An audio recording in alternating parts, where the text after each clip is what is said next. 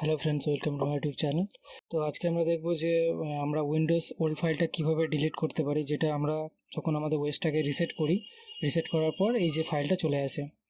তো এটা কিভাবে আমরা রিমুভ করব, তো সেটা নিয়ে আজকের ভিডিও।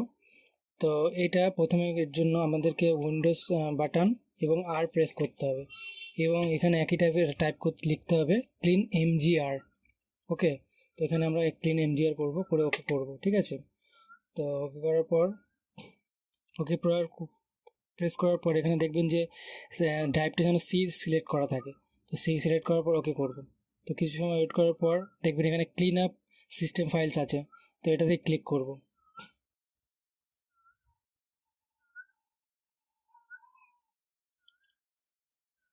তো দেন আবার ওকে প্রেস করব। ওকে প্রেস করার পর কিছুক্ষণ আমরা ওয়েট করব।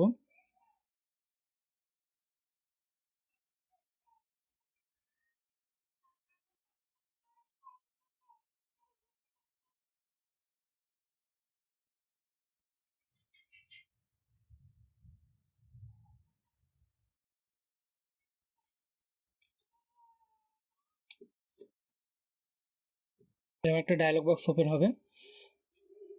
তো দেন এখান থেকে সিলেক্ট করব আমরা প্রিভিয়াস উইন্ডোজ ইনস্টলেশন। তো দেখতে পাচ্ছেন এটা 18 GB মতন মেমরি নিয়েছিল।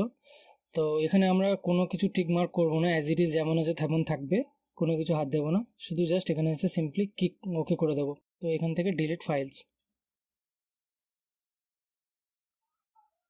তো কিছু সময় ওয়েট করব।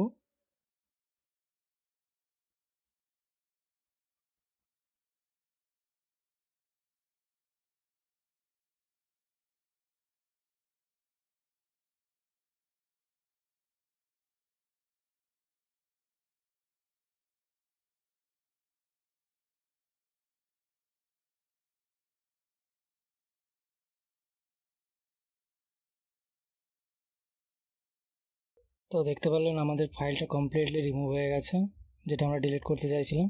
এবার কি করবেন, একবার আপনার কম্পিউটারটাকে একবার রিস্টার্ট করে নেবেন, নিলে একদম আপনার কাজ কমপ্লিট হয়ে যাবে। তো ভিডিওটা কেমন লাগলো লাইক এবং কমেন্ট করে জানাবেন, এবং পারলে শেয়ার করে দেবেন একটু। তো থ্যাংক ইউ।